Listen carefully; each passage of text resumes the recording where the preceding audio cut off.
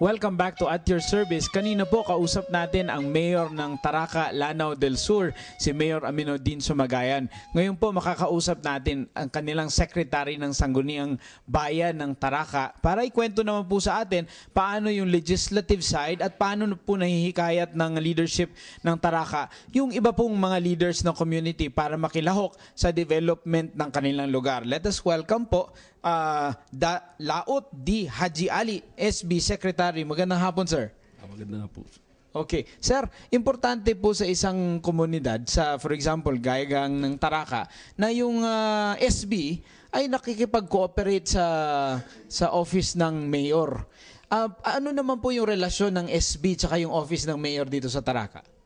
Okay naman yung relasyon nila. Kasi kung tutusin natin, yung from January 17 to February 9, 2011, ang natapos ng Sangguniang Bayan ay isang resolution at saka 6 na ordinansa.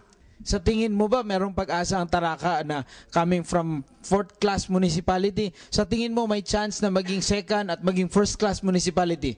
Yes. Kasi yung mayor namin at saka yung mayor namin, ay magiging modelo ng munisipyo dito sa probinsya ng Lanao del Sur.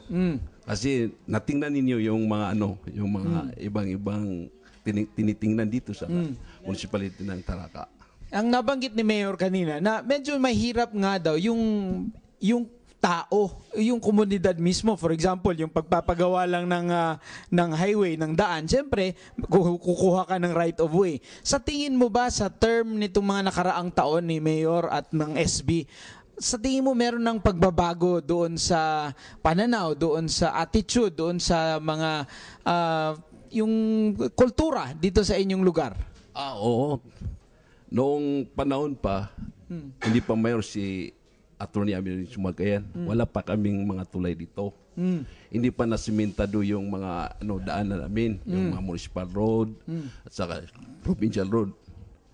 Pero siya ang na-elect na municipal mayor sa amin, yung hindi na simentuan, ngayon na simento na. Oo. Yung walang tulay, may tulay na. Kasi marami. Nakita ninyo na yung mga hanging bridge namin. Mga 6 yung hanging bridge namin at saka isang malaki, yung Salam Bridge. Yan ang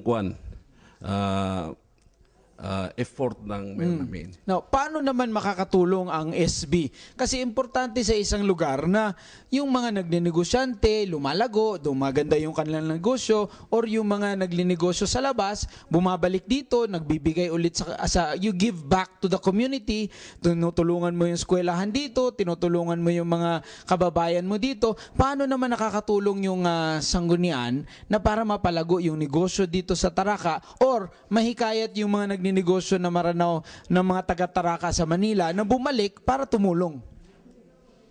Pero ang ginawa ng Office of the Sangguniang Bayan ay nagawa kami ng ordinansa.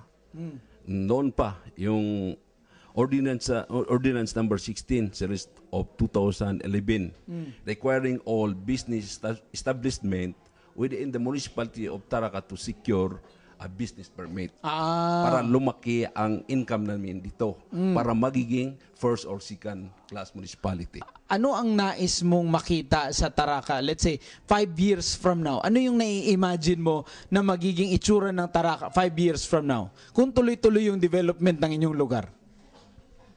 Sigurado maiba. Kasi ang proposal ng mayor namin ay yung babaguhin niya yung municipal hall namin. Kailangan niya doon sa highway para new Taraca. New Taraca. Okay. Yeah.